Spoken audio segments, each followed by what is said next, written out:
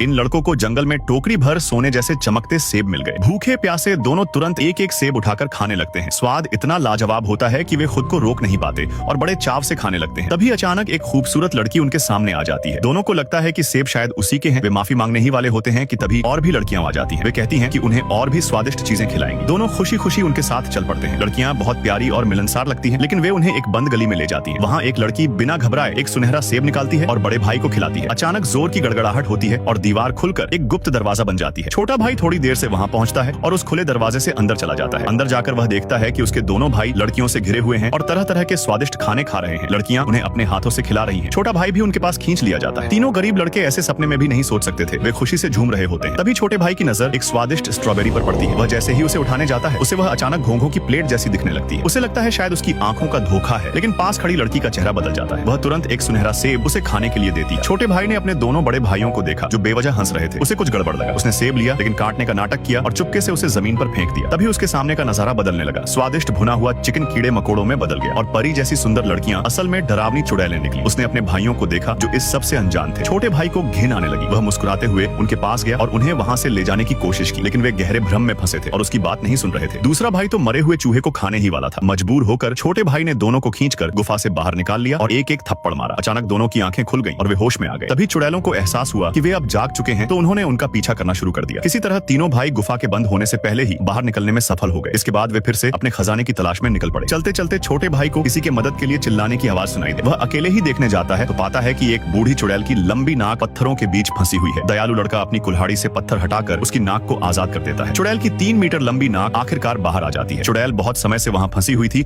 और भूख से बेहाल थी। लड़का उसकी आंखों में भूख और बेबसी देख लेता है और तुरंत उसे एक आलू दे देता है। चुड़ैल झट से उसे निगल जाती है। दिखने में भले ही डरावनी हो, लेकिन वह एहसान मानने वाली होती है। वह लड़के को एक जादुई खजाने का नक्शा देती है। यह नक्शा बहुत खास होता है। जो भी चीज ढूंढनी हो उसका रास्ता खुद दिखा देता है। जाने से पहले चुड़ैल उसे चेतावनी देती है कि जंगल की खतरनाक कहानियां सच है, इसलिए जान जोखिम में मत डालना। लेकिन लड़का खजाने के लिए इतना उत्साहित नहीं होता। वह तो इस नक्शे की मदद से एक पत्नी ढूंढना चाहता है। वह अपने दोनों भाइयों के पास जाकर नक्शे के बारे में बताता है, लेकिन तभी कुछ और खजाना खोजने वाले लोग उनकी बात सुन लेते हैं। उनका नेता नक्शा खरीदने के लिए पैसे देने की बात करता है, लेकिन लड़का मना कर देता है। बड़ा भाई सोचता है कि पैसे से भी पत्नी मिल सकती है, पर छोटा भाई नक्शा देने को तैयार नहीं होता। बात बढ़ जाती है और दोनों पक्षों में लड़ाई शुरू हो जाती है, लेकिन वे लोग लड़ाई में कमजोर पड़ते हैं, इसलिए मौका देखकर भाग जाते हैं। भागते भागते वे एक ऊंची चट्टान के किनारे पहुंच जाते हैं, जिसके नीचे तेज बहता झरना होता है। पीछे से दुश्मन भी आ जाते हैं, तो तीनों बिना सोचे समझे नीचे छलांग लगा देते हैं। बड़ा भाई बहुत गुस्से में होता है। वह छोटे भाई को डांटता है कि सिर्फ पत्नी के चक्कर में भाइयों को खतरे में डालना सही नहीं है। वह फैसला करता है कि अब नक्शा वही संभालेगा। तीनों नक्शे के बताए रास्ते पर चलते हुए एक अंधेरे दलदल में पहुंचते हैं, लेकिन घने कोहरे में छोटा भाई अपने दोनों भाइयों से बिछड़ जाता है। भटकते भटकते उसे एक तालाब मिलता है, जहाँ उसे पानी में एक बड़ी तलवार दिखाई देती है। उसे पता नहीं होता कि इसी बीच उसके दोनों उसने हैरानी से उस बर्फ की छड़ी को उठाकर देखा। तभी उसके अंदर कलाकार जाग उठा। उसने उसे जमीन में गाड़ दिया और वो एक शानदार कलाकृति बन गई। आदमी की घनी दाढ़ी देखकर गोरिल्लाओं के झुंड ने उसे अपना ही साथी समझ लिया। बर्फीली रातों में वो गोरिल्लाओं की गर्म गोद में सोता और मजे की जिंदगी जी रहा था, लेकिन इंसान होने के कारण उसका मन इंसानों के बीच रहने को तड़प उठा। इसलिए उसने अपनी दाढ़ी साफ की, गोरिल्ला भाइयों को अलविदा कहा और अपने जैसे लोगों की तलाश में निकल पड़ा। थोड़ी दूर ही चला था कि कुछ छोटे डायनासोर मिल गए। उसने शरारत में एक को लात मार दी, लेकिन जैसे ही पीछे मुड़ा, आदमी डर के मारे वहीं पेशाब कर बैठा। उसने तुरंत अपनी पैंट उतारी, थैली निकालकर गुलेल बना ली और डायनासोर को डराने लगा। हैरानी की बात यह थी कि डायनासोर सच में 2 कदम पीछे हट गया। असल में उसे पत्थर लगने का डर था। आदमी ने गुलेल वापस रख दी, जिससे डायनासोर एहसान मानने लगा था। उसने धन्यवाद में उसे एक मधुमक्खी का छत्ता दे दिया। आदमी बड़े मजे से शहद खाने लगा, लेकिन उसे क्या पता था कि एक विशाल मधुमक्खी उस पर नजर गड़ाए बैठी है। उसने बिना कुछ सोचे सीधा डंक मारा और आदमी को बेहोश कर दिया। किस्मत अच्छी थी कि आदिवासी लोग उससे उठा ले गए। ऐसे ही उसे अपने जैसे लोग मिल गए। यह देखकर आदमी बहुत खुश हुआ, लेकिन 2 बातें भी नहीं कर पाया था कि बड़े कबीले का सरदार गुलाम पकड़ने आ गया। बदकिस्मती से उसे भी चुन लिया गया। सबको रस्सी में बांधकर ले जाया गया। रास्ते में गधे पर बैठा एक आदमी पत्थर से टकरा गया और उसका हाथ टूट गया। उस जमाने में हाथ टूटना मतलब मौत तय थी, इसलिए आदिवासी उसे दफनाने जा रहे थे, लेकिन आदमी ने देखा और कहा अभी जान बच सकती है। उसने लकड़ी का टुकड़ा लिया, हाथ को बांधा और उसकी जान बचा दी। यहीं से दोनों की दोस्ती शुरू हो गई। बड़ा कबीला गुलामों से आसमान छूने वाला टावर बनवा रहा था, इसलिए आदमी पत्थर उठाकर चढ़ने लगा। लकड़ी के खंभों पर चढ़ते हुए बड़ी मुश्किल से ऊपर पहुंचा तो देखा कि वहां पहले से एक आदमी मौजूद है। वह उसे देखकर घबरा गया और सीधे नीचे गिर पड़ा। शुक्र है उसने खंभा पकड़ लिया। तभी आदमी ने जल्दी से उसे सिगरेट पकड़ाई ताकि थोड़ा सुकून मिले, लेकिन हवा इतनी तेज थी कि आग नहीं लग रही थी। उसने इशारा किया हाथ से ढककर जलाओ। तभी आसमान से एक आदमी आ गिरा। सरदार दौड़कर गया और देखा कि वह उसका बाप आराम से पड़ा है। वो गुस्से में आदमी को सजा देने लगा। तभी वही आदमी जिसकी जान बचाई थी वहीं आकर हाथ जोड़ने लगा, जिस कारण दोनों को कबीले से निकाल दिया गया। यहाँ तक कि सिर के पंख भी छीन लिए गए। लेकिन किस्मत ने फिर खेल खेला। दोनों ने अचानक कुछ सुंदर लड़कियों को नदी में नहाते देखा। किनारे पर आदमी चुपके से झांक रहा था। तभी उसका दोस्त आया और उसका गला पकड़कर डांटने लगा कि शर्म नहीं आती। असल में उन लड़कियों में से एक उसकी पसंद थी। वो तो उसकी खुशबू तक सूंघ चुका था। आदमी वाले ने सोचा कि भाई की मदद करनी चाहिए। लड़की पटाने के लिए फूल सबसे अच्छा तरीका है। उसने दोस्त को अच्छे से समझाया और हाथ में फूल देकर भेज भेज दिया। लेकिन लगता है ये तरीका आदिवासी लड़कियों पर काम नहीं करता। दोनों उसके पीछे पीछे चलते हुए उसके गांव पहुंच गए। वहां देखा कि छोटा सा कबीला था, लेकिन सब बहुत खुश और प्यार से रहते थे। दोनों ने वहीं बसने का फैसला कर लिया। दोस्त आदमी को लेकर पुराने कबीले में गया। वहां का सारा अनाज और सामान लूट कर नए गांव ले आया और आदमी ने एक छोटे डायनासोर को पकड़कर उससे चक्की चलवा दी और आटे की कमी खत्म कर दी। फिर उसके नेतृत्व में गांव दिन दूनी रात चौगुनी तरक्की करने लगा। खाने के नए नए सामान आने लगे। उन्होंने फव्वारा बना लिया और पानी की भी आजादी मिल गई। और इस तरह रात में सब लोग आग के पास बैठकर कबाब खाते और जिंदगी मजे में कटने लगी।